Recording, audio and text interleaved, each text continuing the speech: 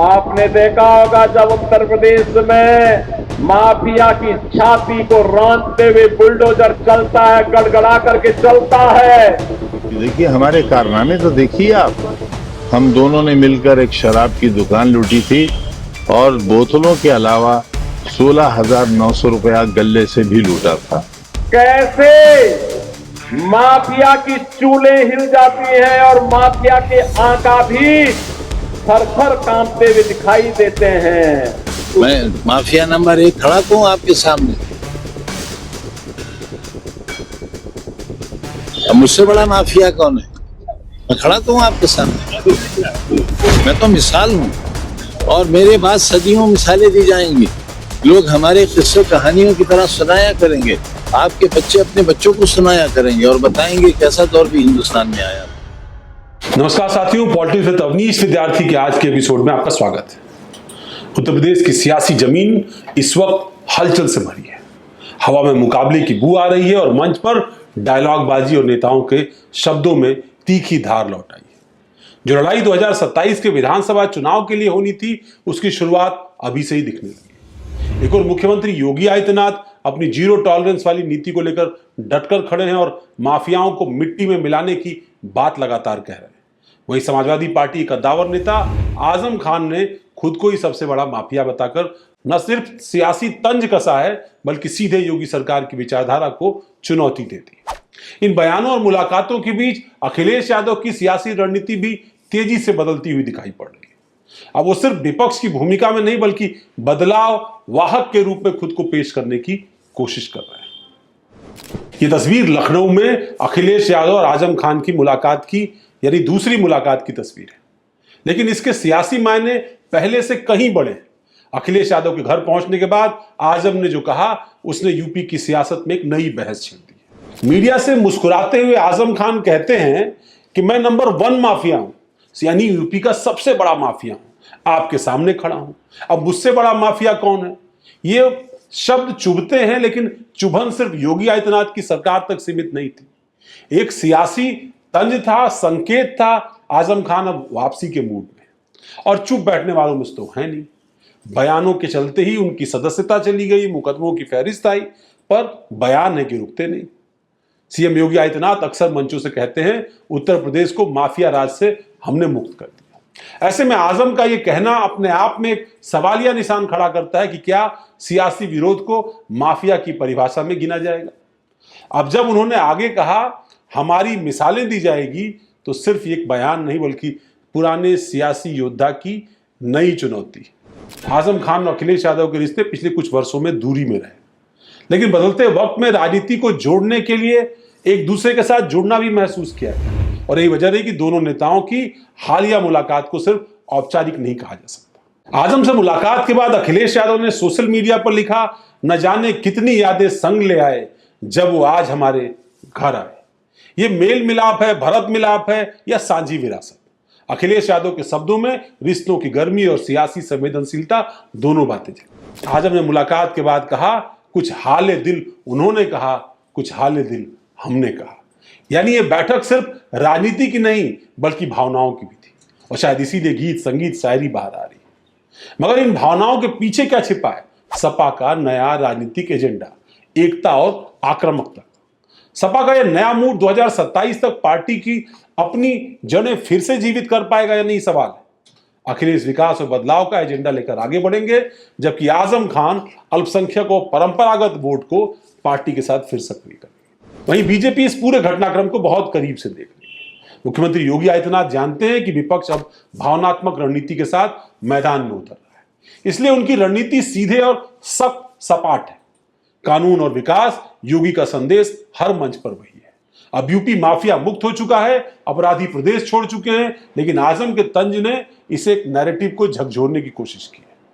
योगी इसे सिर्फ बयानबाजी नहीं रहने देना चाहते, बल्कि 10 नवंबर से बीजेपी पूरे प्रदेश में पदयात्रा निकाल रही है। हर विधानसभा क्षेत्र में लगभग 8 किलोमीटर तक यह पदयात्रा होगी। कुल मिलाकर 3,224 किलोमीटर लंबी इस पदयात्रा में सांसद, विधायक, स्थानीय नेता, धार्मिक प्रतिनिधि और समाज से भी हिस्सा ले रहे हैं। एक दूसरी तरफ एक यात्रा वृंदावन से दिल्ली तक भी चल रही है, धीरेन्द्र शास्त्री की। बीजेपी की इस पदयात्रा का असल मकसद जनता के बीच पैदल जनसंपर्क करना और सत्ता के खिलाफ बन रही संभावित नाराजगी को संवाद से तब्दील कर देना। पार्टी चाहती है कि जनता को यह एहसास दिलाया जाए कि योगी का बुलडोजर न सिर्फ भय और डर का प्रतीक है बल्कि व्यवस्था की स्थिरता का भी प्रतीक है। यह यात्रा 4 चरणों में पूरी होने जा रही है, जिसके दौरान मुख्यमंत्री भी कई जगहों पर इस यात्रा में शामिल होंगे। इससे बीजेपी को दोहरा लाभ मिलेगा या नहीं, यह सवाल है, लेकिन बीजेपी की कोशिश है कि एक और संगठन को ताकत मिले, दूसरी तरफ जनता के मन में सीधे संवाद वाली राजनीति का भाव जगाया जाए। यूपी की राजनीति में सपा और बीजेपी 2 राजनीतिक ध्रुव बने हुए हैं। कांग्रेस जहां बात मंथन के दौर में है, वहीं बीएसपी अपने पुराने जनाधार को जीतने की असफल कोशिश करती हुई दिखाई पड़ रही है। मैं इस पर इसलिए कह रहा हूं क्योंकि अब तक कोई ऐसा सियासी कदम नहीं उठा है। वहीं असली टक्कर इन 2 दलों के बीच ही हो रही है। अखिलेश लगातार बिहार की चुनावी रैलियों में कह रहे हैं कि अगर बिहार बदलता है तो यूपी भी बदलेगा।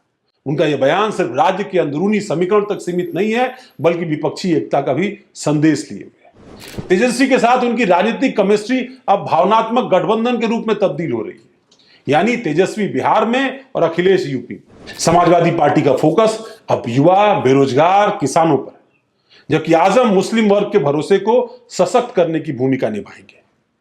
इसके जवाब में बीजेपी योगी सरकार के विकास कार्यों, निवेश नीति, एक्सप्रेसवे परियोजनाओं, महिला कल्याण योजना और कानून व्यवस्था पर जोर दे रही है। 2027 के लिए बीजेपी का नारा साफ है, विकास की रफ्तार और यूपी अपार। जहां सपा और बीजेपी अपनी अपनी जमीन मजबूत करने की कोशिश कर रहे हैं, वहीं कांग्रेस और बीएसपी लगभग साइडलाइन है। उनकी राजनीतिक सक्रियता लगभग न के बराबर है। प्रियंका राजनीतिक रूप से सक्रिय जरूर है, लेकिन कांग्रेस पार्टी का संगठनात्मक विस्तार नहीं हो पाया। कांग्रेस कई बार विधान और नए नारों के साथ सामने आई, लेकिन जनता के बीच विश्वास और भरोसा नहीं बना पाई। बीएसपी की स्थिति और भी कमजोर है। मायावती अपनी तेज राजनीतिक हमलों से अब दूर है। उनका पारंपरिक वोट बैंक यानी खासकर दलित युवाओं का एक हिस्सा बीजेपी के खेमे में जा चुका है। नतीजा यह है कि 2027 का चुनाव एक बार फिर समाजवादी पार्टी गठबंधन बनाम बीजेपी गठबंधन के इर्द गिर्द ही घूमने जा रहा है। आजम खान की तीखी बयानबाजी और अखिलेश यादव की बदली हुई सुरताल देखकर साफ लगता है कि समाजवादी पार्टी भी अब सुरक्षात्मक खेल नहीं खेलने वाली। तो यह साफ दिखता है कि आज का समाजवादी पार्टी का अटैक मोड है, वहीं योगी आदित्यनाथ की रणनीति ठोस और संगठनात्मक है। वो सख्त प्रशासन और राजनीतिक अनुशासन दोनों को आधार बना करके यूपी में माहौल बना रहे हैं। यूपी में अब 2 धाराएं आमने सामने हैं। एक तरफ बदलाव की पुकार है तो दूसरी तरफ विकास की रफ्तार, यानी विकास की स्थिरता जो योगी आदित्यनाथ की सरकार की है। अगर आजम अखिलेश की जोड़ी पुराने वोट बैंक को एक बार फिर सपा के साथ लाने में सफल रही और जनता की नाराजगी को इसके साथ संबद्ध कर लिया, तो 2027 के लिए बीजेपी की मुश्किलें और बड़ी हो सकती हैं। लेकिन अगर बीजेपी की पदयात्रा और जमीन संपर्क अभियान जनता तक सही तरीके से पहुंचता है, संदेश सही तरीके से पहुंचाता है, तो तीसरी बार की जगह चौथी बार भी उत्तर प्रदेश में कमल खिल सकता है।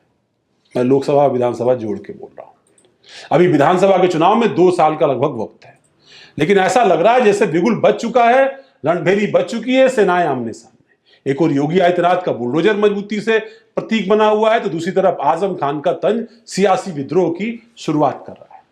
अखिलेश अब सावधानी से नहीं, पूरी रणनीति के साथ मैदान में उतर रहे हैं। यूपी की राजनीति अब बयान से आगे बढ़कर भावनाओं की जंग में तब्दील हो चुकी है। आने वाले महीने तय करने वाले हैं कि जनता किस पर अपना भरोसा जताती है, माफिया मुक्त सरकार पर या बदलाव के सपनों पर। आपको हमारी पेशकश कैसी लगी हमें जरूर बताइएगा। हमारे डिजिटल प्लेटफॉर्म्स को लाइक करिए, सब्सक्राइब करिए, फॉलो करिए, ताकि इस तरह की पेशकश हम लगातार आपके सामने लेकर आते रहें। धन्यवाद।